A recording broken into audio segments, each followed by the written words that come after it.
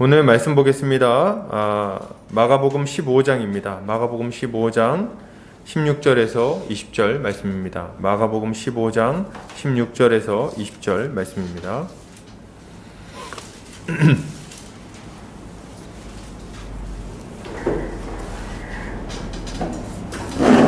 제 성경으로는 신약성경 84페이지에 있습니다. 제가 봉독해 올리겠습니다. 군인들이 예수를 끌고 브라이도리온이라는 뜰 안으로 들어가서 온 군대를 모으고 예수에게 자색 옷을 입히고 가시관을 엮어 씌우고 경례하여 이르되 유대인의 왕이여 평안할지어다 하고 갈대로 그의 머리를 치며 침을 뱉으며 꿇어 절하더라. 희롱을 다한 후 자색 옷을 벗기고 도로 그의 옷을 입히고 십자가에 못 박으려고 끌고 나가니라. 아멘.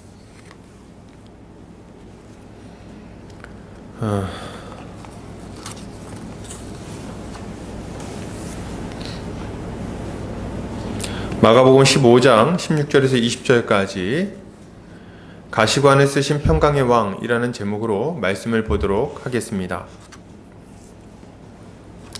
이 시대는 예수님이 누구신지, 그가 무슨 일을 하셨는지에 대한 오해가 참 많이 있는 시대입니다. 그리고 그를 믿는 것이 무엇인지에 대한 오해도 참 많이 있는 것 같아요. 예수 그리스도가 누구신지도 잘 모를 뿐만 아니라 믿음이 무엇인지에 대해서도 오해가 많다 보니까 여러 가지 잘못된 신앙의 모습들이 많이 나타납니다. 교회 안에서 참된 신자들을 찾아보기가 참 어렵습니다. 텔레비전에서 나오는, 뉴스에서 나오는 여러 가지 안 좋은 소식들을 우리가 굳이 얘기하지 않더라도 우리 주변에서도 참 실망스러운 모습들을 많이 보게 돼요. 이유가 뭡니까? 이유는 예수 그리스도가 누구신지, 그리고 예수 그리스도가 우리를 어떤 존재로 만드셨는지, 그리고 우리가 어떻게 주를 따라가야 되는지에 대해서 잘 모르기 때문이라고 생각이 됩니다. 그런 의미에서 예수 그리스도의 십자가 사건을 자세히 살펴보는 것은 우리에게 매우 의미 있는 일이라고 생각이 됩니다. 왜냐하면 십자가야말로 복음의 핵심이며 우리 신앙의 본질이고 우리가 붙들어야 할 유일한 진리이기 때문에 그렇습니다. 오늘 예수님은 빌라도에게 십자가형을 얹어봤습니다. 그가 무죄임을 공공연하게 선포하고 나서 이루어진 일이에요. 빌라도는 무리에게 만족을 주고자 하여 살인자 바라바를 놓아주고 그리고 예수님을 채찍질하고 십자가에 못 박히게 넘겨줍니다. 예수님은 십자가형을 당하기 전에 군인들에게 끌려가서 채찍질을 당하시죠. 이들이 채찍질을 했던 이유는 예수님이 일찍 죽임을 당하게 빨리 죽을 수 있도록 하기 위한 거였어요.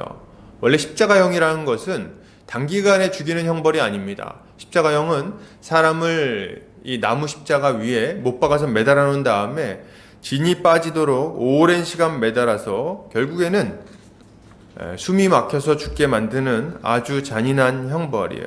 그래서 이 오랫동안 고통당하는 죄인의 모습을 보면서 사람들이 다시는 죄를 짓지 않겠다고 생각하도록 만드는 그런 형벌인 거죠.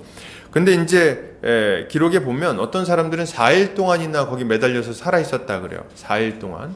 굉장히 끔찍하기도 하고 너무 좀 보는 것도 좀 힘들고 그런 거죠. 채찍질은 이렇게 너무 오랜 시간 동안 사람이 살아있지 않도록 하기 위해서 먼저 좀 행해졌던 일입니다.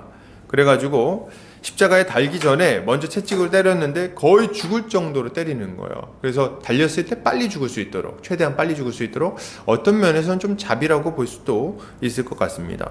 당시에 채찍질을 할 때 썼던 채찍은 정갈이라는 이름으로 불리워졌는데 여러 가닥의 가죽끈으로 이루어져 있었어요. 그 가죽끈에는 동물 뼈 조각과 쇠구슬이 매달려 있었습니다. 이렇게 여러 갈래로 되어 있는데 이렇게 되어 있죠. 이렇게. 거기에 이제 동물뼈 조각, 쇠 조각, 쇠구슬 이런 게 막 매달려 있었어요. 그래서 그걸 이렇게 탁 사람을 때리면은 동물뼈 조각이랑 쇠 조각이 사람의 뼈를 찢는, 또 요 살을 찢는 역할을 하고 쇠구슬은 그 상처를 벌리는 역할을 했습니다. 출혈이 심해지게 만드는 거예요. 이런 걸로 한 두세 대만 맞으면은 사람은 거의 빈사 상태가 되는 겁니다. 예수님은 이 채찍으로 아주 많이 맞으셨어요. 그래서 온몸이 아주 만신창이가 되신 겁니다. 그래서 예수님은 실제로 십자가에 달리셨을 때도 오래 매달려 계시지 않았어요. 생각보다 빨리 돌아가십니다. 그래가지고 그 군병들이 보고 벌써 죽었을까? 이렇게 생각할 정도로 빨리 돌아가세요. 그 정도로 아주 심하게 채찍질을 당하십니다. 이렇게 채찍질을 해서 온몸이 피투성이가 된 예수님을 군인들이 브라이도리온이라는 뜰 안으로 끌고 들어갑니다. 그리고 온 군대를 불러 모으죠. 온 군대를 불러 모은 이유는 구경을 시키려고 했던 것 같아요. 아마 죄인 한 사람 때문에 군사들을 이렇게 많이 불러 모으는 케이스는 아마 없을 겁니다. 특별히 뭐 십자가형 당하는 게 좋은 것도 아닌데 그렇게 하는 거는 좀 특별한 일인 것 같아요. 그런데 이 예수에 대한 소문은 워낙에 유명했고 온 유대 지방, 온 예루살렘에, 온 이스라엘 지역에 다 퍼져 있었기 때문에 사람들에게 좋은 구경거리가 될 거라고 생각을 했던 것 같아요. 그래서 사람들을 불러 모아서 구경을 시키는 겁니다. 군인들은 이 예수님께 자색 옷을 입히고, 그러니까 빨간색 옷이죠. 빨간색 옷을 입히고 그리고 굵은 가시나무를 뚜뚜 말아서 가시관을 만듭니다. 그리고 그것을 머리에 씌우죠. 자색 옷은 원래 이 빨간색 옷은 붉은색은 황제들을 상징하는 색입니다. 그래서 이것을 입힌다는 것은 굉장한 조롱의 의미를 가지고 있는 거예요. 예수님을 유대인의 왕이라고 부르면서 이 자색 옷을 입힐 때 그를 비아냥거리는 의미가 그 안에 있는 거죠.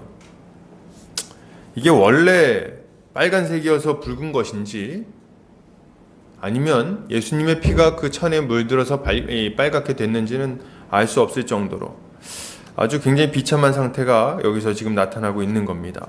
그리고 주님의 이마와 머리는 가시에 찔려서 온통 찢어졌죠. 그래서 얼굴은 완전히 피투성이가 됐을 겁니다. 우리가 이렇게 영화 같은 데서 보는 예수님의 얼굴은 너무 깨끗해요. 몸도 너무 깨끗해. 별로 상처가 없잖아요. 근데 제가 생각할 때 그거는 굉장히 고증이 잘못된 겁니다. 제일 고증이 잘 된 영화는 패션 오브 크라이스트예요. 그거 굉장히 좀 아주 보기가 껄끄러울 정도로 잔인하게 묘사가 되는데 그게 오히려 굉장히 좀 적절하게 묘사를 했다고 볼 수 있을 것 같습니다.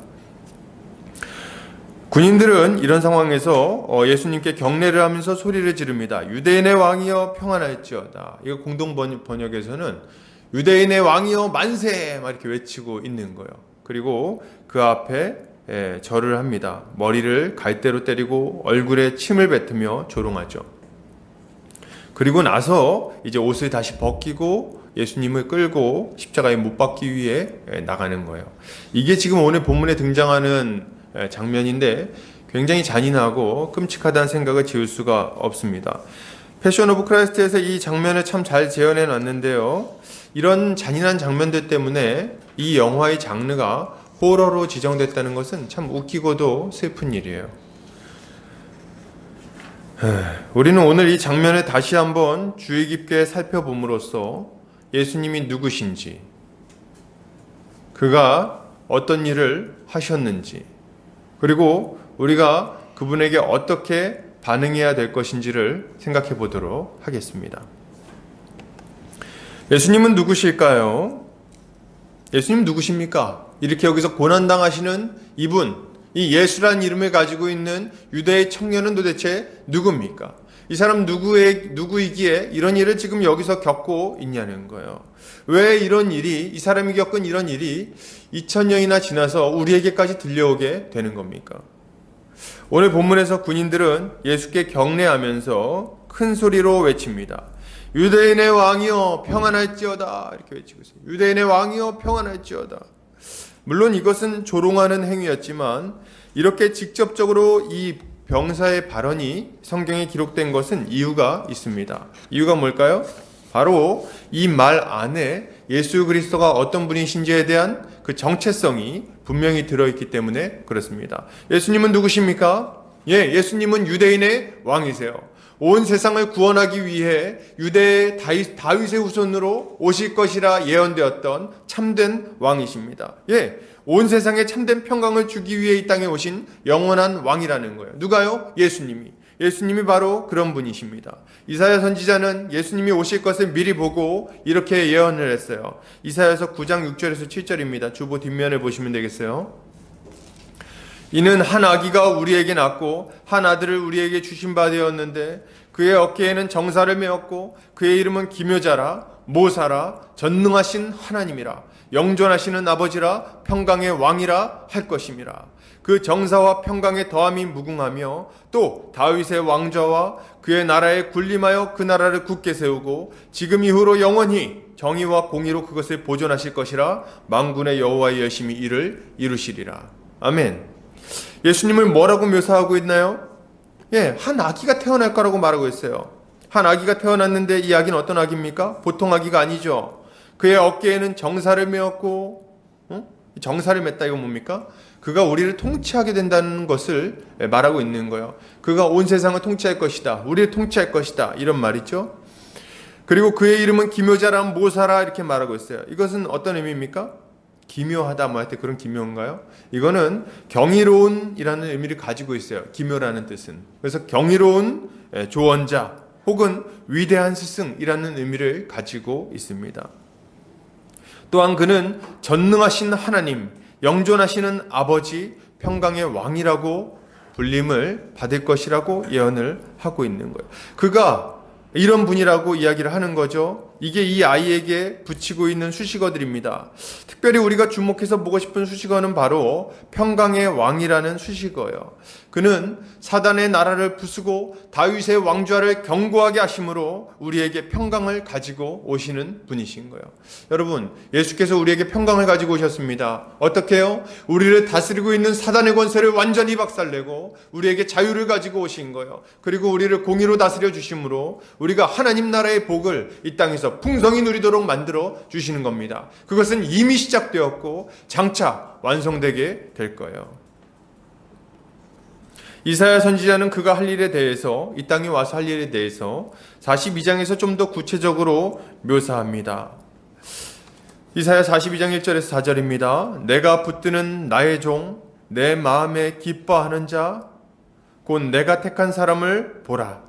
내가 나의 영을 그에게 주었은즉 그가 이방의 정의를 베풀리라. 그는 외치지 아니하며 목소리를 높이지 아니하며 그 소리를 거리에 들리게 하지 아니하며 상한 갈대를 꺾지 아니하며 꺼져가는 등불을 끄지 아니하고 진실로 정의를 시행할 것이며 그는 쇠하지 아니하며 낙담하지 아니하고 세상에 정의를 세우기에 이르리니 섬들이 그 교훈을 앙망하리라. 아멘. 이게 여호와의 종이 할 일인데요. 예수님에 대해서 설명하고 있는 거예요. 그래서 예수님에 대해서 누군가 세례 요한이 예수님에 대해서 당신이 오실 그분이 맞습니까? 이렇게 물어봤을 때 예수님이 이 본문을 가지고 와서 내가 오실 그분이 맞다는 것을 확실하게 알려주십니다. 여러분, 그는 지금 어떤 일을 하고 있습니까? 그는 이방의 정의를 베풀 거예요. 이방은 원래 심판받아야 되는 거 아닌가요? 아니요. 지금 이 여호와의 종은 이방 나라들의 정의를 베풀어 그들에게도 생명을 주겠다고 이야기를 하는 겁니다. 놀랍게도 정의를 베푸는 가운데 그는 상한 갈대를 꺾지 아니하고 꺼져가는 등불을 끄지 않는다고 말하고 있어요. 이게 참 얼마나 감사한 얘기입니까? 상한 갈대는 뭐예요? 갈대를 가지고 뭐 이런 거 갈대 배도 만들고 이런 거 저런 거 만드는 거 아닙니까? 근데 꺾어진 갈대는 어때요? 상한 갈대. 그런 거는 사실은 쓸 수가 없잖아요. 그럼 어떻게 합니까? 아예 잘라가지고 태워버리든가 없애버리든가 이렇게 하는 거 아닙니까? 저희도 지금 앞에 막 나무가 다 죽어가고 있는데요. 죽어가고 있는 나무들 보통은 잘라가지고 없애는 거예요. 꺾어버리기 십상이라는 거죠. 또 꺼져가는 등불은 어떤 겁니까? 꺼져가는 등불은 쓸모없는 등불이에요. 빛이 거의 안 나는 거예요. 그래서 어둠을 밝혀야 되는데 밝히지 못하고 빛을 내고 열을 내야 되는데 열도 별로 없는 정말 쓸모없는 어떤 존재, 이런 것들을 꺼져가는 등불이라고 할 수 있겠죠. 그런데 주님은 상한 갈대를 꺾지 않고 꺼져가는 등불도 끄지 않으십니다. 그리고 그들에게 소망을 주시는 거죠. 여러분, 저는 이 말씀 참 좋아요. 상한 갈대를 꺾지 않고 꺼져가는 등불도 끄지 않으신다. 우리에게 굉장한 위로를 주는 말씀 아닙니까? 왜요? 우리가 상한 갈대 같은 자들이고 그리고 우리가 꺼져가는 등불 같은 자들이기 때문에 그렇습니다. 우린 예쁘고 모양 좋은 갈대가 아니죠. 쓸모가 많은 갈대가 아닙니다. 상처가 이미 많고 흠이 많아요. 쓸모없는 등불처럼 빛나지도 않고 그다지 뜨겁지도 않습니다. 우리는 도리어 주변에 해만 끼칠 것 같은 자들이죠. 그저 어떻게든 살아보고자 그냥 아등바등하지만 그렇지만 그마저도 쉽지 않은 사람들, 그게 우리 아닙니까? 열심히 살았지만 그만한 또 열매는 없는 그런 자들 말이죠. 세상은 그다지 우리에게 호의적이지 않습니다. 때때로 우리에게 절망이 찾아오고 사는 것보다 죽는 게 쉽게 느껴지기도 합니다. 그게 우리 아니에요? 인생 살면서 제가 얼마 살지는 않았어요. 근데 얼마 살지는 않았지만 세상살이 만만치 않다 이런 생각을 좀 해봅니다. 우리가 생각하는 대로 다 됐으면 얼마나 좋겠어요? 잘 안 돼요. 나름대로 살아보려고 애를 썼는데 일이 좀 꼬이고 말이죠. 낙심할 일도 많이 생기고. 살아보니까 학생 때가 좋았다는 말이 참 이해가 많이 되지 않습니까? 내 어릴 때 학생 때가 좋았다. 그때 공부만 할 때가 좋았다. 애들은 모르겠죠. 그런데 말이죠. 우리 주님은 어떤 분이십니까? 이런 우리, 쓸모없어서 이미 실패했다고 여겨지는 우리, 더 이상 소망이 없다고 이렇게 여겨지는 우리, 낙심해서 일어날 힘조차도 별로 없는 우리, 상한 갈대 같은 우리, 꺼져가는 등불 같은 우리, 누군가 옆에 와서 입김만 살짝 훅 불면 꺼져버릴 것 같은 그런 우리에게 찾아오셔서 소망을 주시는 분이라는 거예요. 우리 주님은 그런 분이십니다. 우리가 잃어버린 기쁨, 잃어버린 평강을 다시 찾아주시죠. 아니요. 이 정도가 아니라 우리가 한 번도 경험해보지 못한 기쁨과 한 번도 가져보지 못한 그런 평강을 우리의 마음 깊숙한 곳에 심어주시는 분이 누구시냐? 바로 우리 예수님이라는 거예요. 주님은 두려움에 빠져있는 제자들, 그 못난이 제자들에게 찾아오셔서 이렇게 말씀하십니다. 요한복음 14장 27절입니다.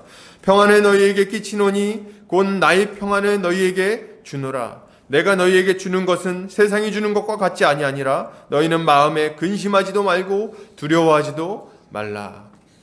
근심하지도 말고 두려워하지도 말라. 제자들의 마음은요, 늘 근심이었어요. 늘 걱정이었어요. 세상 살 걱정, 앞으로 어떻게 될 것인가 걱정, 어떻게 내가 성공할 것인가 걱정, 근심 말이죠. 그런데 우리 주님이 말씀하십니다. 두려워하지 마라. 근심하지 마라. 더 이상 그렇게 들레지 마라. 내가 내 안에 있는 평안을 너희에게 주겠다 얘기하시는 거예요. 내 평안을 너희 안에 주겠다. 여러분, 예수를 믿으면 이 평안을 얻을 수 있습니다. 믿으시기 바랍니다. 주님은 우리 안에 이 한없는 평강을 주십니다. 우리의 절망을 걷어내시고 우리의 마음의 기쁨이 샘솟게 하시는 거죠. 사마리아 여인의 그 고단한 인생에 생수 같은 평강을 주신 주님이 우리의 가슴속 깊은 곳에서부터 솟아올라오는 기쁨을 주실 거예요. 그 평강을 주실 거예요. 정말요? 정말 그럴까요? 잘 안 믿어지죠? 경험해 본 적이 없어서. 주님이 정말 평강을 주시나요? 이렇게 흔들리는 세상 속에서 흔들리지 않는 그런 굳건한 어떤 상태를 우리에게 주십니까? 정말 주실까요? 돈 문제가 우리를 이렇게 둘러싸고 있는데, 인간관계가 우리를 이렇게 힘들게 하는데 정말 안 흔들릴 수 있다고요? 내 마음에 요동하지 않는 평안이 있을 수 있다고요? 정말요, 목사님? 그게 진짜입니까? 네! 예수를 믿으면 우리는 죄로 말미암은 고통에서 벗어나게 됩니다. 그 죄책감, 한없는 두려움, 앞으로 어떻게 될 것인지, 어떻게 될지 모르는 그런 두려움, 이런 거에서 벗어나게 되죠. 예수를 믿으면 하나님의 보호를 받게 되고 그것을 확신하게 됩니다. 예수를 믿으면 하나님의 공급하심 가운데 만족하며 살아가게 됩니다. 예수를 믿으면 새로운 영적 가족이 생겨서 그들이 우리와 함께하며 우리를 돕고 사랑하는 이들을 경험하게 됩니다. 예수를 믿으면 예수님 그분 자신이 우리 안에 들어와서 우리와 영원토록 함께 계세요. 글쎄요, 제가 이렇게 말을 한다고 해서 알 수 있을까요? 제가 목사지만 가끔은 그런 회의가 들어요. 이거는 맛을 봐야 맛을 아는, 그죠? 옛날에 신구 선생님이 굉장히 유명한 말씀을 하셨어요. 니들이 개맛을 알아? 이렇게 말씀하셨죠. 우리는 개맛을 봐야 개맛을 아는 거예요. 그렇지 않습니까? 여러분, 예수 그리스도에 대한 지식은 경험하지 않으면 결코 모르는 영역이 있는 겁니다. 예수 그리스도가 우리 안에 들어와서 이 주변을 둘러싸고 있는 환난 가운데도 흔들리지 않게 만들어주는 그 경험, 우리 안에 한없는 평강을 주시는 그런 경험, 우리의 그 흔들리는 마음을 다시금 요동하지 않게 만들어주는 그런 경험, 여러분 이런 경험을 좀 해야 돼요. 어떻게 할 수 있습니까? 예수를 믿으면 경험할 수 있는 거죠. 여러분, 이럴 때 또 누군가 질문할 거예요. 목사님, 제가 예수를 믿은 것 같은데 저는 가끔 불안합니다. 예수 믿고 나면 그때부터 아무 불안도 없고 걱정도 없나요? 예수님이 평강의 왕이니까 내 인생에 이제 불안이나 걱정은 완전 쫑나고, 이런 전문 용어로 완전히 끝나고, 그리고 이제 막 그냥 완전 행복, 불행 끝 행복 시작입니까? 그런 것만 있나요? 이렇게 얘기할 때, 여러분, 그것은 아니죠. 그렇진 않습니다. 예수를 믿는다고 해서 어려움이 완전히 사라지거나 우리 마음의 요동이 완전히 사라지는 것은 아니에요. 우리도 세상살이 하면서 걱정도 하고 근심도 합니다. 왜 그런 게 없겠어요? 저도 걱정해요. 자랑은 아니죠? 그러나 걱정하고 근심합니다. 그러나 여러분, 걱정도 하고 근심도 하는 우리이지만 그것에 사로잡혀서 살아가지는 않는다는 말이에요. 여러분, 걱정, 근심이 우리를 사로잡아서 우리의 인생 전체를 좌지우지하는, 그 두려움이 우리의 인생을 좌지우지하는, 어쩔 줄 모르는 인생이 더 이상 아니게 된다는 겁니다. 바뀐다는 거예요. 어떻게 바뀝니까? 이제 근심에서 벗어날 수 있게 돼요. 어떤 걸 통해서? 말씀을 보고 날마다 새로운 힘을 얻습니다. 기도를 하면서 주님의 위로를 받습니다. 형제 자매들에게 격려를 받는 거죠. 이렇게 하나님의 도우심이 다양한 방식으로 우리의 삶 가운데 찾아오게 됩니다. 우리를 도와주신다는 거예요. 우리가 기도할 때 응답하셔서 우리의 환경을 해결해 주십니다. 우리의 문제를 해결해 주신다는 거예요. 사람들이 우리를 둘러싸고 우리를 공격할 때에 우리의 형제들이 우리의 위로가 되고 우리의 도움이 되고 우리의 버팀목이 되어 주시는 거예요. 우리 주님이 우리 마음 가운데 새로운 지혜와 능력을 부어 주신다는 겁니다. 잠깐 흔들릴 수 있죠. 우리는 어떤 자들입니까? 갈대 같은 자들이에요. 잠시는 흔들리죠. 이렇게 바람 불면 흔들리는 자들. 근데 우리 주님이 우리에게 은혜와 능력을 베풀어 주십니다. 여러분, 천루역정이라는 책을 보면, 우리 존 번연 목사님 쓰신 책이죠. 천루역정이라는 책을 보면은 굉장히 재밌는 장면이 하나 나와요. 이 크리스찬이 순례의 길을 떠나는데, 순례의 길을 가다가 이제 해석자의 집이라는 곳에 들어가게 돼요. 거기서 몇 가지 환상을 보게 되는데, 그 마지막 환상이 뭐냐면, 이 불이 이렇게 아궁이에 불이 타고 있는데, 누가 와서 막 물을 뿌리는 거예요. 물을 뿌리는데도 불구하고 이 불이 점점 더 타오르는 그런 장면을 환상으로 보게 됩니다. 그래서 이 크리스찬이라는 사람이 가가지고 해석자에게 물어봐요. 이게 도대체 어떤 의미냐? 그랬더니 뒤로 딱 데려가서 어떤 장면을 보여줍니다. 그게 뭐예요? 뒤에서 이 마귀가 와서 앞에서 막 물을 뿌리면서 우리의 신앙을 막 죽이려고, 그걸 막 이렇게 불을 끌려고 애를 쓰고 있는데, 그래도 불이 계속 타는 이유가 뒤편에 있었어요. 뭡니까? 뒤에서 우리 주님이 거기에 계속해서 기름을 부어주고 계시는 거예요. 우리 주님이 뒤에서 기름을 부어주시니 앞에서 아무리 거기다가 물을 뿌린다 한들 그것이 꺼지겠습니까? 더 활활 타올라서 그것이 결코 꺼지지 않게 되는 거예요. 여러분, 우리의 인생이 이와 같아요. 우리의 평강을 뺏으려고 하는 것들이 너무나도 많이 있습니다. 우리 주변에 믿지 않는 자들이 우리를 낙심시킬 때가 있어요. 야, 너 그렇게 살면 망한다. 너 그런 식으로 살면 실패해. 너 그거 어떻게 하려고 그래? 너만 잘났냐? 너 주변에 보니까, 믿는 사람들 보니까 그렇게 안 살던데 너만 왜 이렇게 유독 아주 유난스러워? 뭐 이런 얘기를 한다는 거죠. 야, 너 돈도 없고 권세도 없고 너 그렇게 살면 정말 이제 뭐 어떻게 결혼은 어떻게 하고 너 이제 뭐 애들은 어떻게 건사하고. 우리 낙심시키는 말도 참 많지 않습니까? 집값이 올랐는데 집은 어떻게 살 것이며. 그리고 이런 얘기를 들으면요, 우리의 마음은요 정말 바람 앞에 촛불처럼 그냥 휘청휘청휘청하죠. 그러나 이럴 때 너무 염려하지 마십시오.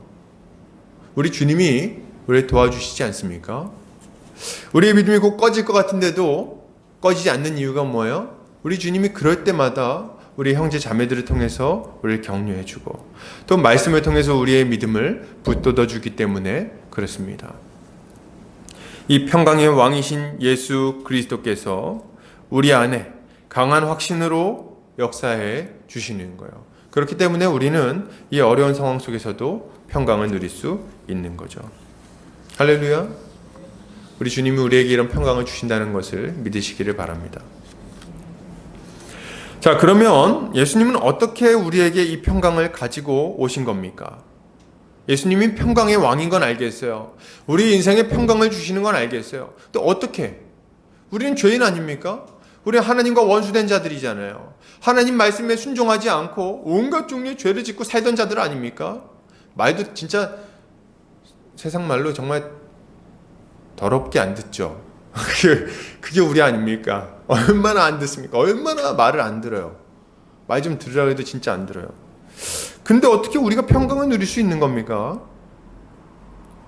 이미 이렇게 많은 죄를 범했는데.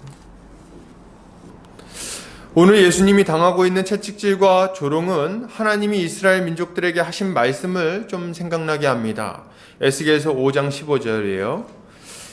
내 노와 분과 중한 책망으로 내게 벌을 내린즉 너를 둘러싸고 있는 이방인들에게 내가 수치와 조롱거리가 되고 두려움과 경고가 되리라. 나 여호와의 말이니라. 하나님은 이스라엘 백성들에게 뭐라고 말씀하세요? 너희가 이방인들에게 수치와 조롱거리가 되게 만들겠다 이렇게 말씀하십니다. 아니 이스라엘은 하나님의 백성 아닌가요? 하나님의 백성인데 왜 이런 말씀을 하시죠? 구약 성경을 보면요, 하나님의 이런 말씀이 너무 이해가 돼요. 여러분 사사기를 한번 보세요. 사사기를 보면 어떤 이야기가 나오나요? 하나님께서 홍해를 건너게 하시고 광야에서 만나와 메추라기로 먹이시고 반석을 쳐서 샘물이 나게 하지 않으십니까? 그걸 먹고 마시면서 40년 동안 생활하게 하세요. 그리고 이 가나안 땅으로 들어올 때 이 제대로 군사훈련 한번 받아보지 않은 이스라엘 민족이 그 주변에 있는 이방 나라들을 치고 이기고 승리하고 진멸시키면서 나아가서 그 요단 동편을 정복하게 하실 뿐만 아니라 그 장이란 요단강을 반으로 갈라서 그 사이로 건너게 하십니다. 그리고 이들이 여리고성 앞에 섰을 때 그들이 큰 함성을 지르게 하시고 그 함성 소리로 이 여리고성이 무너지게 하셨어요. 그리고 그 안에 있는 철병거를 가지고 있는 강대한 민족들을 제대로 된 무기 하나 가지고 있지 않은 이 이스라엘 민족이 다 정복하게 만드십니다. 그 무수히 많은 거인족들을 다 진멸시키고 그 가운데 들어가 나라를 가질 수 있도록 만들어주신 분이 하나님이세요. 그 가나안 땅으로 그렇게 큰 은혜로 인도해 드려 주셨으면 말 좀 잘 들어야 될 거 아닙니까? 그런데 들어가가지고 이 이스라엘 사람들이 하는 일이 뭔지 아십니까? 기껏 해가지고 하나님이 그 땅을 줬더니 그 땅에서 나는 소산물 가지고 바알과 아세라에게 우상 숭배를 하고 앉아있는 거예요. 하나님이 주신 것들로. 하나님이 나중에 선지서 같은 데 보면 뭐라고 얘기하시냐면 이렇게 얘기합니다. 야, 이 어리석은 것들아, 나귀도 제 주인을 알거늘 너희는 내 주인을 정말 알아보지 못하는구나 이렇게 얘기를 하십니다. 그리고 뭐라 그러십니까?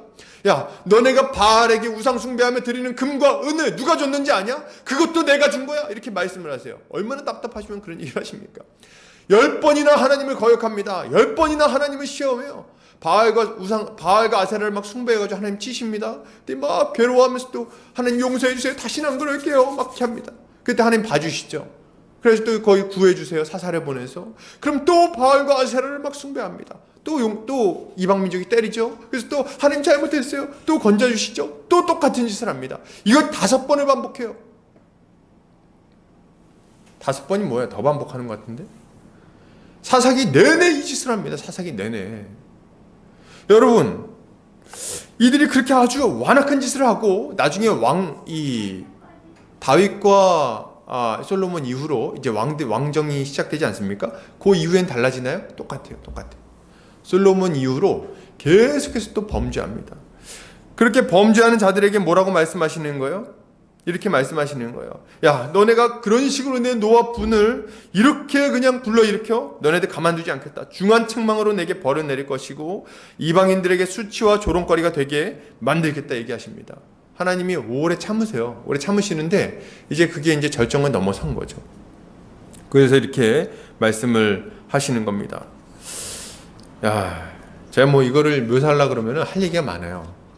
자식을 막 불 가운데 지나가게 하고 온갖 종류의 음행을 하고 사람을 찔러 죽이고, 제가 이제 최근에 아들에게 사사기를 만화 성경으로 해서 읽어주는데 중간에 읽어주다가 너무 잔인한 장면이 나와서 못 읽어주고 넘어간 부분이 막 있어요.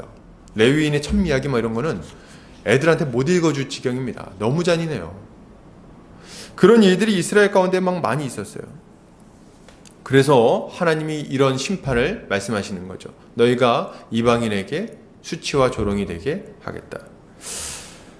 여러분, 그러면 제가 이런 얘기를 막 한 이유가 뭡니까? 예수님이 지금 하나님 앞에 죄를 지었다는 말입니까? 아니요, 그건 아니에요. 예수님이 하나님 앞에 죄를 지은 것은 아닙니다. 예수님은 아무 죄도 없으시죠? 이것은 예수님의 대적들도 원수들도 인정한 바였고 판결을 내린 빌라도도 공인한 바였어요. 이 사람에게는 아무 죄가 없다. 난 죄를 찾지 못했다. 이렇게 판결이 났습니다. 그렇다면 우리 주님은 왜 이런 형벌을 받아야 하는 것입니까? 우리 주님은 왜 채찍질을 이렇게 잔인하게 당하고 왜 손발에 못이 박히고 왜 머리에는 가시면류관을 쓰셔야 되는 걸까요? 이사야 선지자는 이에 대해 이렇게 말합니다. 이사야 53장 5절 6절입니다.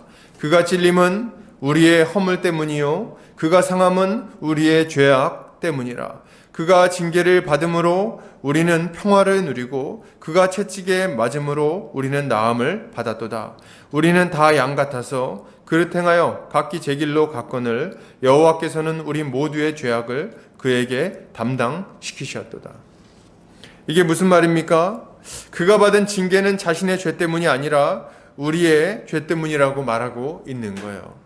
이사야 선지자는 그가 징계를 받고 상하도록 채찍질을 당했기 때문에 우리가 하나님과 평화를 누리고 우리의 상처가 낫게 되었다고 말하는 겁니다. 우리가 하나님께 받아야 할 모든 저주, 고통, 절망, 수치를 우리 주님이 대신 받으셨다는 거예요.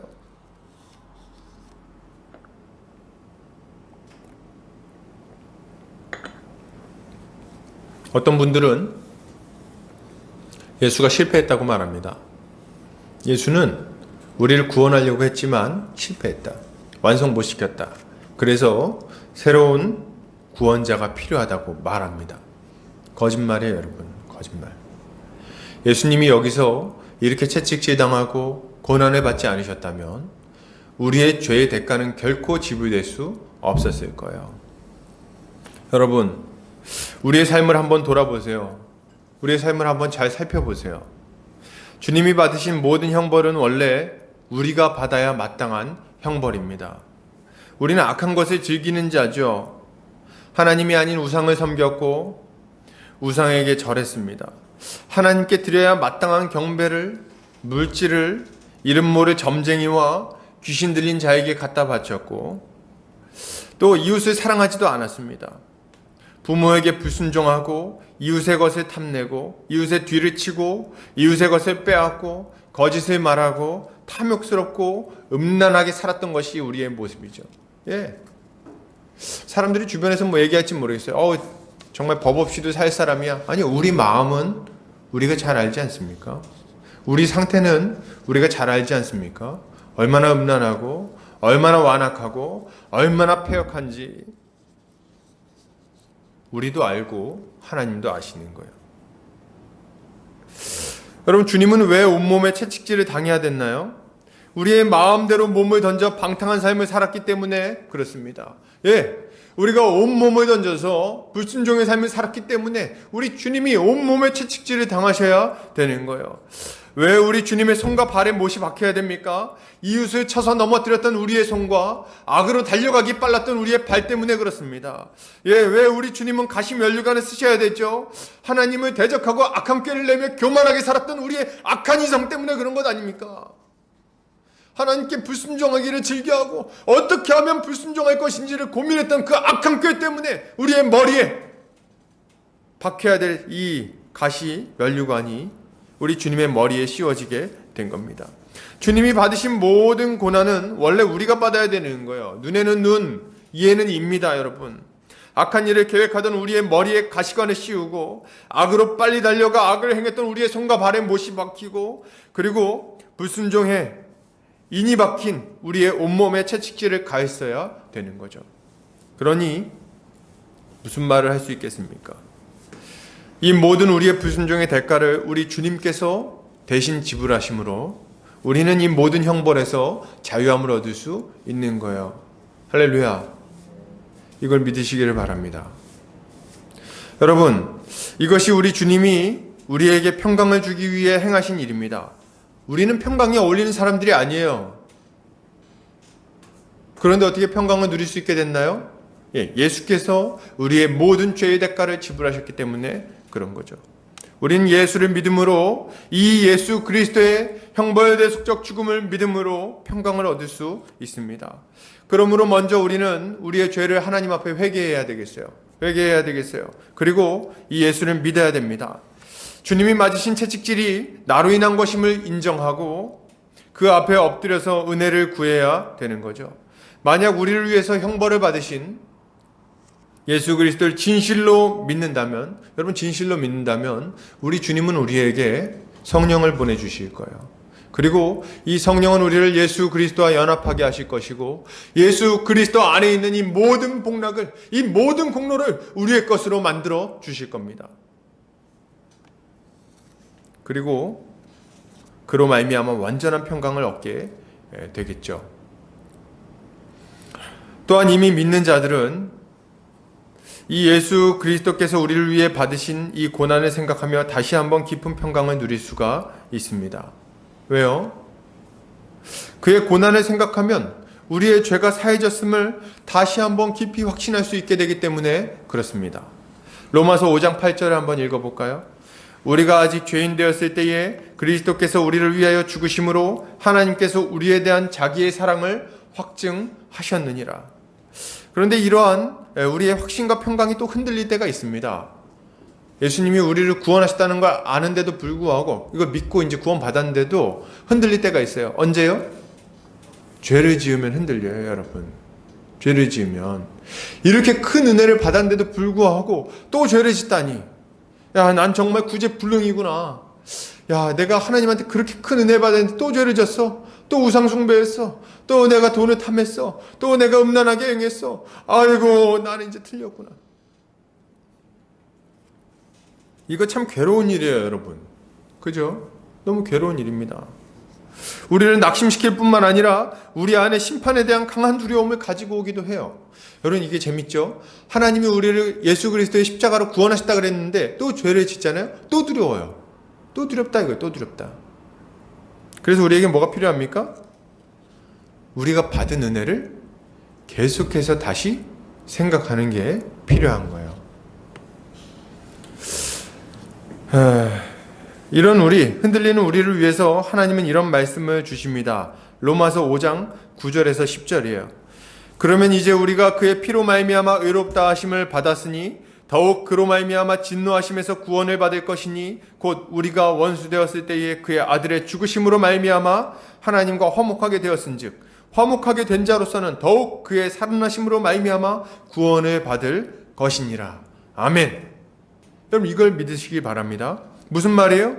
우린 예수 그리스도의 피로 말미암아 의로운 자가 되었으니까 하나님의 진노에서 벗어나는 것이 너무나도 당연하다는 말을 하고 있는 겁니다. 이전에 우리가 어떤 상태였습니까? 죄악투성이 하나님의 원수된 자들 아니었어요. 그래가지고 하나님의 아주 그냥 진노를 받기 합당한 자들이었어요. 그런데 하나님이 우리를 예수 그리스도의 보혈의 능력으로 깨끗하게 씻어 하나님의 자녀로 만들어주신 겁니다. 그러니까 이전에 그 끔찍한 상태에서 우리를 하나님이 자녀로 만들어주셨어요. 근데 지금 하나님의 자녀가 된 우리가 몇 가지 죄를 더 짓는다고 해서 우리를 심판에 던져버린다고요? 여러분, 그런 게 어떻게 말이 됩니까? 말이 안 된다 이거예요. 그 끔찍한 상태에서 건져내신 하나님께서 지금 우리가 짓는 몇 가지 죄 때문에 우리를 다시 버린다는 게 어떻게 말이 됩니까, 그게? 여러분, 이런 말도 안 되는 이런 마귀의 속삭임에서 빨리 벗어나시기 바랍니다. 옛날에 그 박영선 목사님이란 분이, 남포교의 박영선 목사님이란 분이 이런 비유를 드셨어요. 어떤 비유냐면, 어떤 여자가 있었는데 이 여자가, 뭐 제가 든 비유는 아니에요. 어떤 여인이 굉장히 좀 이제 얼굴이 좀 박색이었던 거죠. 코가 이렇게 비가 오면 코로 물이 들어갈 정도로 약간 박색이다, 뭐 이렇게 표현하셨더라고요. 굉장히 좀 별로인데, 이 사랑이라는 건 참 모를 일이라서 한 형제가 이 자매를 너무 사랑한 거예요. 그래가지고 이 자매가 너무 이렇게 좀 매력적이지 않았는데 결혼을 했어. 사랑해서 결혼을 했어. 결혼을 해가지고 전신 성형을 해가지고 너무 아름답게 바꿔준 거예요. 그리고 나서 이 목사님이 이렇게 비유를 하십니다. 그런데 이 자매가 무좀이 걸렸다고 버리겠습니까? 이렇게 얘기를 하셨어요. 무슨 말입니까? 옛날에 그렇게 참 매력적이지 않을 때도 사랑해가지고 이렇게 그냥 결혼했으면은 무좀 걸린 거 그냥 참고 살든지 고쳐주든지 할 거 아니에요. 그걸 왜 못 믿냐 이렇게 얘기하셨는데 비유가 적절했는지는 잘 모르겠어요. 그러나 이제 그런 비유를 이렇게 들었던 게 생각이 납니다. 우리는 전에 어떤 자들입니까? 하나님과 원수된 자들 아니었어요? 그런데 우리 하나님께서 이런 우리를 하나님의 자녀, 거룩한 백성, 의의 자녀들로, 의의 무기들로 바꿔주셨어요. 근데 이제 몇 가지 죄를 지었다고 버린다는 게 어떻게 이게 말이 되겠습니까? 그럼 예수님은 뭐 하신 거예요? 여러분, 우리의 범죄로 말미암아 구원의 확신이 흔들릴 때는 예수 그리스도께서 우리를 위해 행하신 일을 생각해 보시기를 바랍니다. 그럼 십자가를 이렇게 바라보세요. 십자가를 볼 때 생각하셔야 됩니다. 십자가에 못 박힐 때 많이 아프셨겠지, 뭐 이것만 생각하지 마시고 더 깊이 생각하세요. 그분이 온몸에 채찍질을 당해서 살이 찢어지고 피가 튀기는 장면을 생각하시기 바랍니다. 그리고 손과 발에 굵은 대못이 꿰뚫려서 고통스럽게 신음하시는 예수님의 모습을 생각하세요.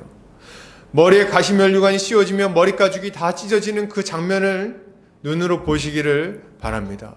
옆구리에 창을 맞아서 물과 피가 새어나오는 그 장면을 보시라는 거예요. 그 피가 난무한 현장을 목격하시고 이러한 형벌이 우리의 죄를 씻기에 충분하지 아니한가 생각하시기 바랍니다. 그 장면을 볼 때 비로소 우리는 우리의 죄의 대가를 지불했다는 확신을 가질 수 있게 될 거예요. 그리고 우리 주님이 주시는 참된 평화를 얻게 될 것입니다. 할렐루야. 마지막으로 좀 보겠습니다. 그렇다면 평강의 왕으로 오신 이 예수가 그 십자가 대속적 죽음으로 우리의 죄를 씻어주셨다는 것을 우리가 알았어요. 그렇다면 우리는 어떻게 반응해야 될까요? 어떻게 반응해야 되겠습니까? 우리는 거짓된 믿음을 버리고 참된 믿음을 가지고 예수님을 따라야 되겠어요. 이게 중요합니다. 로마의 군인들이 예수님께 경례하면서 외칩니다. 유대인의 왕이여 평안할지어다, 뭐 이렇게 얘기를 하는 거예요. 유대인의 왕이여 평안할지어다 만세, 뭐 이렇게 하고 있는 거죠. 그리고 예수의 머리를 갈대로 후려치고 얼굴에 침을 뱉었습니다. 그리고 나서는 또 그 앞에 꿇어서 막 절을 합니다. 절을 해요. 제가 주목하고 싶은 부분은 바로 이 지점입니다. 여러분, 이들이 말로는 유대인의 왕이라고 경배하며 평안을 빌었다는 겁니다. 입으로는 뭐라고 했어요? 유대인의 왕이여 평안할지어다 이렇게 외쳤다는 거예요. 그리고 예수님 앞에 꿇어서 절까지 했죠. 마치 예수를 섬기는 것처럼 말입니다. 이들의 행동은 어찌 보면 사뭇 열정적이라는 느낌도 줍니다. 크게 소리 지르고 절하고 말이죠. 아주 열정적이다 이런 느낌도 받아요. 물론 이것이 조롱이라는 것을 모르는 사람은 없을 거예요. 왜요? 머리를 갈대로 치고 얼굴에 침을 뱉고 그를 십자가에 못 박으려고 끌고 갔기 때문에 그렇습니다. 당연한 말이지만 우리 주님도 그리고 우리 하나님도 이들의 이런 경배를 받지 않으십니다. 당연한 얘기 아니겠어요? 자, 그러면 우리는 여기서 무엇을 알 수 있을까요? 뭘 알 수 있습니까? 아무리 겉으로 예수를 믿는다고 말하고 목소리 높여서 예수를 찬양한다고 해도 그것이 거짓 신앙의 가능성이 얼마든지 있다는 것을 알 수 있습니다. 그럼 이것을 경계하는 마음으로 잘 들으시기를 바랍니다. 형식이 중요하지 않다는 말은 아니지만 형식이 있다고 해서 그것이 그들의 믿음을 보장해 주는 것은 아니라는 거예요. 뭐가 중요합니까? 말이 아니라 중심과 그 중심에서 나오는 행동이 중요합니다. 사도 바울은 고린도 교회에 있는 교만한 자들에게 이렇게 말합니다. 고린도전서 4장 20절입니다. 하나님의 나라는 말에 있지 아니하고 오직 능력에 있음이라. 하나님의 나라는 말에 있지 않습니다. 내가 예수 믿습니다. 예수님 사랑합니다. 예수님 뭐 좋아합니다. 예수님 따르겠습니다. 말하는 것은 의미가 없어요. 말은 얼마나 약하고 얼마나 가볍습니까? 얼마나 순식간에 날아가 버립니까? 잠깐 들리고 없어져 버리는 게 말들 아닙니까? 하나님의 나라는 이런 말에 있는 것이 아니라 능력에 있는 거예요. 능력. 어떤 능력입니까? 우리 안에 들어와서 힘있게 역사하는 능력, 하나님의 능력, 우리 안에 성령의 열매를 맺게 하는 그 능력, 그래서 우리의 존재 자체를 완전히 뒤바꿔서 하나님을 따라가는 하나님의 성품을 우리의 삶 가운데 나타내는 능력, 그 능력이 나타나는 것이야말로 우리가 참된 믿음을 가지고 있는가, 가지고 있지 않은가를 판별하게 해주는 거예요. 교회 안에서 보면 종교활동을 참 열심히 하시는 분들을 보게 됩니다. 목사 입장에서 별로 싫진 않아요. 주일 예배도 잘 드리시고 기도도 잘 하시고 말씀도 잘 보는 것처럼 보입니다. 그들은 헌금도 하고 여러 가지 봉사도 합니다. 참 괜찮아 보여요. 문제는 뭡니까? 문제는 뭐예요? 그들의 삶에서 예수 그리스도의 모습이 나타나지 않는다는 겁니다. 이게 문제예요. 이게 문제야. 이렇게 종교활동은 열심히 하지만 가족들과의 관계가 완전히 깨져 있습니다. 이렇게 종교활동은 열심히 하지만 교회 안에서 성도들과의 관계에서는 또 완전히 엉터리예요. 믿지 않는 이웃들과의 관계를 봐도 너무나도 안 좋습니다. 칭찬 듣기는커녕 온갖 종류의 그냥 비난과 원망의 대상이 되죠. 이웃을 비방하기를 좋아하고 거짓말을 밥 먹듯이 하고 탐욕스럽고 돈을 사랑하고 죄 짓는 것을 대수롭지 않게 생각합니다. 그저 와가지고 눈만 감으면 기도입니까? 그저 와가지고 자리에 앉아있으면 예배입니까? 주님은 이런 자들에게 무섭게 경고하십니다. 이사야서 1장 11절에서 15절입니다. 여호와께서 말씀하시되 너희의 무수한 재물이 내게 무엇이 유익하뇨? 나는 순양의 번제와 살찐 짐승의 기름에 배불렀고 나는 수송아지나 어린 양이나 순염소의 피를 기뻐하지 아니하노라. 너희가 내 앞에 보이러 오니 이것을 누가 너희에게 요구하였느냐? 내 마당만 밟을 뿐이니라. 헛된 죄물을 다시 가져오지 말라. 분향은 내가 가증히 여기는 바요. 월삭과 안식일과 대회로 모이는 것도 그러하니 성회와 아울러 악을 행하는 것을 내가 견디지 못하겠노라. 내 마음이 너희의 월삭과 정한 절기를 싫어하나니 그것이 내게 무거운 짐이라. 내가 지기에 곤비하였느니라. 너희가 손을 펼 때에 내가 내 눈을 너희에게서 가리고 너희가 많이 기도할지라도 내가 듣지 아니하리니 이는 너희의 손에 피가 가득함이라. 여러분 무슨 말입니까? 우리 주님이요 제사를 안 받겠다고 말씀하시는 거예요. 이스라엘 백성들은 하나님이 제사를 좋아한다고 생각했어요. 그래서 무슨 생각이냐면 내가 가서 가치 있는 제물을 드리면 더 좋아하시겠지 이런 생각을 하는 겁니다. 황소를 갖다 드리고 염소를 갖다 드리고 비둘기를 갖다 드리고 많이 갖다 드리고 복을 빌면 복을 주시겠거니 생각을 하고 있는 거예요. 절기를 형식을 따라서 잘 지키면 인생이 잘 풀릴 거라고 기대하고 있는 거죠. 근데 말이죠, 하나님은 오히려 그런 것들에 대해서 진저리를 치십니다. 야, 니네 그렇게 드리는 제사 다 쓸모없다. 하지 마라. 그거 하는 게 나에게 오히려 짐이 된다. 더 이상 그렇게 끔찍한 모습으로 내 앞에 와가지고 기도하지 좀 마라. 네 손에 있는 피가 얼마나 끔찍한지 내 코가 막힐 지경이다 이야기를 하고 계신다는 거예요. 왜요? 그들이 성회를 열고 나서 그 안에서 음행을 행합니다. 하나님을 원망합니다. 범패스럽다고 고웃음을 칩니다. 재물을 흠있는 재물을 가지고 와서 지금 멋대로 예배를 드리고 있습니다. 여러분 이거 하나님께서 받으시겠어요? 당연히 안 받죠. 하나님 무슨 로봇입니까? 자판기인가요? 갖다가 재물 갖다 드리면 그에 합당한 어떤 걸 내주는 랜딩머신입니까? 밴딩머신입니까? 여러분 그렇지 않잖아요. 우리 하나님 살아계신 분이십니다. 어미하신 하나님이세요. 우리 모든 사람의 중심을 다 알고 계신 분이십니다. 우리가 하나님 앞에 예배하면서 그 안으로 죄악을 꾀하고 있는 것들을 다 꿰뚫어 보고 계신 분이 누구십니까? 하나님이시라는 거예요. 그래서 우리 주님이 받으시는 예배는 어떤 예배예요? 동요하고 상한 심령을 받으신다고 말하는 거예요. 우리 주님은 고개를 뻣뻣이 들고 와가지고 하나님 제가 이만큼 했으니까 복 주세요. 이런 거 안 받으신다고 말하십니다. 뭘 받으세요? 하나님 제가 잘못했습니다. 주님 제가 잘못했습니다. 제가 거짓말을 하는군요. 아무렇지도 않게. 하나님 제가 잘못했습니다. 제가 또 죄를 범하는군요.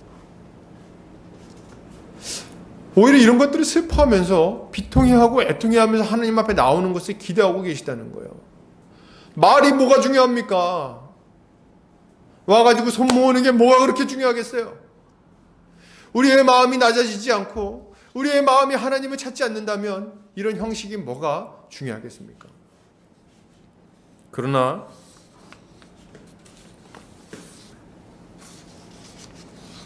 우리가 예수를 믿는다면, 우리 주님께서 회개하는 마음으로 주님 앞에 나온다면 우리 주님이 우리 예배를 받아주시겠죠. 디모데후서 3장 5절에서는 이렇게 말합니다. 경건의 모양은 있으나 경건의 능력은 부인하니 이 같은 자들에게서 내가 돌아서라.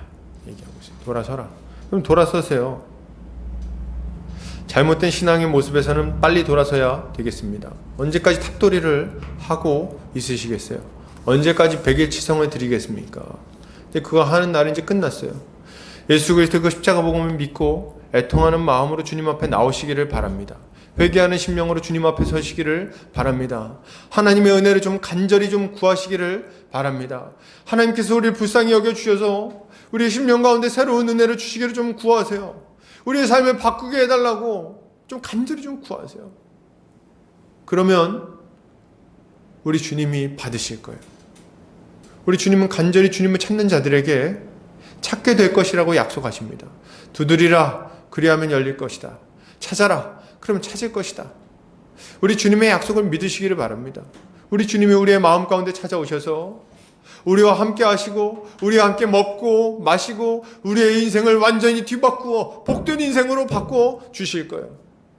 우리가 참된 믿음으로 주님 앞에 선다면 예수 그리스도의 나의 주 나의 하나님으로 인정하고 그분께 순복하기로 결단하고 우리의 이전의 그 죄악된 삶을 버린다면, 그렇다면 우리 주님은 기꺼이 우리를 맞아주실 거예요. 우리 주님이 거절할 만큼 큰 죄는 없다는 것을 믿으시기 바랍니다. 우리 주님은 우리를 받아주세요. 그래서 예수님이 오신 겁니다. 그리고 우리 주님께 은혜를 구하시기를 바랍니다. 결론을 드립니다. 여러분, 우리 주님 어떤 분이십니까? 우리에게 평강을 주기 위해 이 땅에 오신 평강의 왕이십니다. 그분은 우리에게 어떻게 평강을 주셨나요? 본인이 우리가 받아야 될 모든 죄의 형벌을 대신 받아 채찍을 맞으시고 못에 찔리고 가시 면류관을 쓰심으로 옆구리에 창을 맞아 온몸에 있는 피가 다 쏟아지기까지 고통을 당하심으로, 그리고 끝끝내 자신의 목숨을 내어주심으로 우리의 모든 죄를 용서하고 평강을 가져오셨습니다. 우리는 이 예수님을 참되게 믿어야 되겠어요. 입술로만 믿는다고 말할 것이 아니라 우리 인생 전체를 던져서 주를 따라야 되겠습니다. 통회하는 심령으로 주님을 붙들고 은혜를 구하시기를 바랍니다. 우리 주님이 우리의 손을 붙들어 일으켜 세워 주실 거예요. 그리고 여러분, 이전에 한 번도 경험해보지 못했던 그런 기쁨과 평안이 우리의 인생 가운데 찾아오게 될 것입니다. 이것을 믿고 주님을 따라가는 우리 성도님들 되시기를 주의 이름으로 축복합니다. 같이 기도하겠습니다.